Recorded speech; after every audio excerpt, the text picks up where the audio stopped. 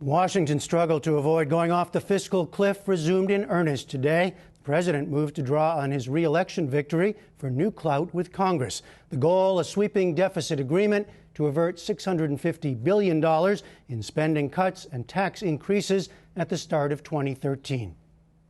From the White House came word that President Obama will try to build public pressure on Congress to raise taxes on the wealthy and prevent tax hikes for everyone else. White House spokesman Jay Carney. Well, the president believes very strongly that the American people matter in this debate because this debate is about them. The question of whether or not taxes go up on 98% of American taxpayers is very important to ordinary Americans. It is not just a matter for discussion between the president and the Senate Minority Leader or other congressional leaders. To that end, the president met privately today with small business owners.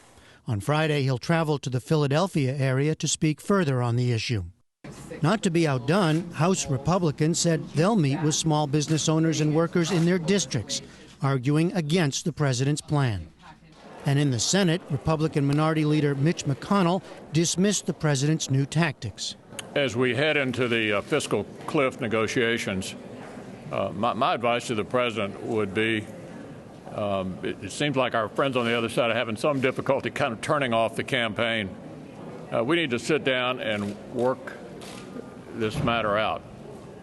I think we have a clear sense that there's an opportunity here at the end of the year to do something important for the country. At the same time, there were some signs on both sides of the aisle that there might be a little give in previous positions. Republican Senator Bob Corker of Tennessee outlined his proposal in the Washington Post.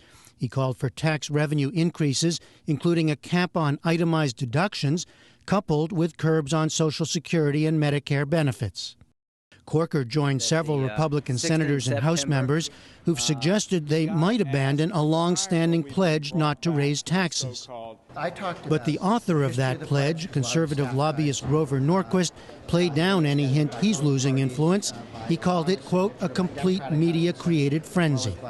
On the left, Democratic Senator Dick Durbin of Illinois urged liberal groups to give way on their opposition to changes in Medicare and Medicaid. We cannot stand by the sidelines in denial that this is ever going to engage us in the things that we value. We can't be so naive as to believe that just taxing the rich is going to solve our problems.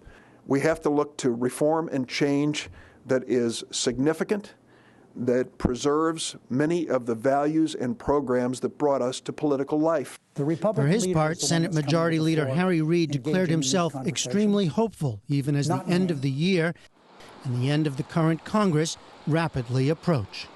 As this debate has unfolded, we've been sampling a variety of voices on what should be done. Tonight, we're joined by two congressmen coming at this from very different directions. Tom Price of Georgia is chairman of the Republican Policy Committee. Democrat Keith Ellison of Minnesota is co-chair of the Congressional Progressive Caucus. I spoke with him a short time ago from the Cannon House Office building. Congressman, welcome. Congressman Price, let's start with taxes, because there's been much talk in recent days about whether your party is ready to move away from that no tax increase pledge put forward by Grover Norquist. Are conservative House Republicans ready to do that? Do you feel bound by that pledge? Well, tax rates going up, having tax rates go up is not wise for the economy. What we have put on the table in our past two budgets are to address tax revenues, having revenues increased by way of closing the loopholes, limiting the deductions, limiting the credits, making certain that we lower the tax rates for everybody and broaden the base. That actually gets the economy rolling again so that we can grow the revenue to the federal government by having pro-growth policies. Now, the other side of this is the spending, and that hasn't been addressed by the president, so we wait for the president to be able to put his spending reductions on the table. Let me just ask you to stay on the taxes for a minute, because when you talk about revenues, not rates, are there enough details there? Because a lot of budget experts will say that closing loopholes like that won't be enough until we know exactly what those loopholes are. Well, what we do know are the rate increases that have been recommended by the president get enough money to run the federal government for 8 days. Not 8 months, not 8 weeks, 8 days. So this seems to be a political activity by the president, not something that actually solves the problem. We're interested in real solutions. So when we're talking with the other side, what we want to make certain is that what we're discussing are real solutions, things that will actually get us rolling again, get the economy rolling again, get jobs created. That's where we'd like to have the discussion based right now. All right, let me ask Keith Ellison first. On the taxes, what's your view of looking at tax revenues as opposed to rates as the president is proposing? I think we need to look at both. We need to look at raising rates on the top 2%, back to the Clinton-era rates in which our economy did very well. But I do agree we need to close some loopholes as well. We need a balanced approach. But we've already done about $1.5 trillion in cuts. And so what we're looking for is some revenue generated by either closing loopholes or raising rates on the top 2%. I think we need a balanced approach, and we've seen our economy thrive even during times when rates were higher. So I don't see any reason why we wouldn't want to take that step forward. We're serious and believe that we need to come together and try to hammer out a solution and not let the American people go past December 31st. Well, let me ask you, Keith Ellison, about another side of this, because the Congressional Progressive Caucus put out a statement that any deal on taxes and spending, quote, should not cut Medicare, Medicaid, or Social Security benefits. Now, does that include what might be called reforms, such as raising eligibility ages? Is there any room there for some give? Well, we don't believe there's any reason to cut benefits to people who are receiving Medicare, Medicare, Social Security. But we could do some things like raise the cap on Social Security. Or we could allow Medicare Part D to negotiate drug prices like the VA already does. There are ways to find waste, fraud, and abuse and make some changes that will get more benefits to more people. But making the most vulnerable people in our society bear the burden of this fiscal problem that we're in right now, I think is unfair, and it really wouldn't help our economy much. Yep. No, yep. Let me bring in Tom Price on that, on the entitlements question. Sure. What kind of specific cuts to benefits or changes to the system do you think are required? How deep? Well, please understand that current law, the president's law right now, the law of the land, makes it so that Medicare, Medicaid, and Social Security all are on a road to insolvency. That's the current law. So we believe that those three programs, Medicare, Medicaid, and Social Security, need to be saved and strengthened and secured. And through our budget proposal that we've had out the last 2 years, we have put forward a proposal that actually makes it so that current retirees, current Medicare recipients see no change whatsoever, but in fact we save and secure the program for future generations. That the Medicaid program, which again is on a path to insolvency, and states are complaining vociferously about this, that we actually save that program from a financial standpoint. And there are wonderful proposals on the table about solving and saving Social Security. So you can't address the spending issues without fundamental, real reform and real solutions for Medicare, Medicaid, and Social Security. But won't those, just to stay with you, won't those be unpopular?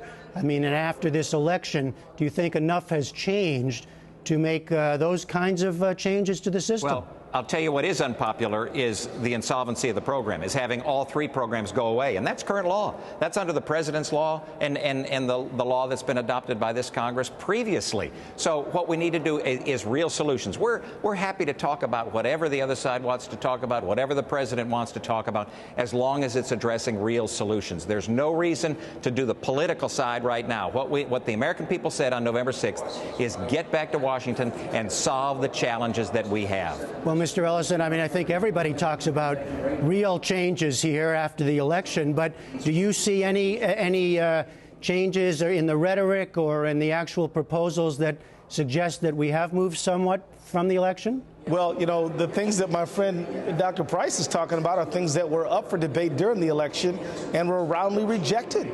I think it's time to say we need a balanced approach. We've already cut $1.5 trillion already, and so now we need some revenue enhancements, and that could be rates and closing loopholes to do both. But I must disagree that the proposals out there about Medicaid and Medicare are good. They're actually not very good. The American people weighed in on them as both candidates in the election offered their views, and I think the American people found the president's proposals much stronger and didn't want to voucherize or block grant Medicare and Medicaid. Go ahead. It's important to appreciate that whatever mandate the president and the Democratic Party believe they have is no greater or less than the mandate that we have as House Republicans. The American people said on November 6th they don't want don't want government of one-party rule. What they want is divided government. They've given us the challenge to go back and solve these challenges, and the way that we do that is together in a deliberative process. And so that's what I would hope that my friend Mr. Ellison would embrace with his party and the folks in the Senate and at the White House, to be able to come together and work together and solve these challenges. Well, let me just we do embrace talking about this. Yeah, you do embrace that, but let me just ask Mr. Ellison on that mandate question. Would it be better, do you think, to have no deal than one that you think goes against whatever mandate came out of the election? Let me tell you, I think that it is the responsibility of House Republicans, House Democrats, senators, both parties, and the president to try to reach a deal. I don't think that we should completely abandon things that are core values, but I think that I think everybody has to be trying earnestly to get to a solution that makes sense for the American people. I don't subscribe to the idea we just let it go over the cliff. I think we should try to work hard on it, but we're not going to allow the most vulnerable Americans to shoulder the burden of this fiscal problem.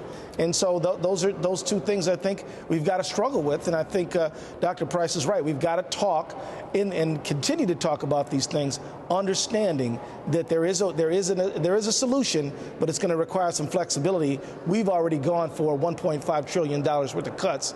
I want to see what the other side's ready to do. All right, Keith Ellison of Minnesota, Tom Price of Georgia. Thank you both very much. Thank you.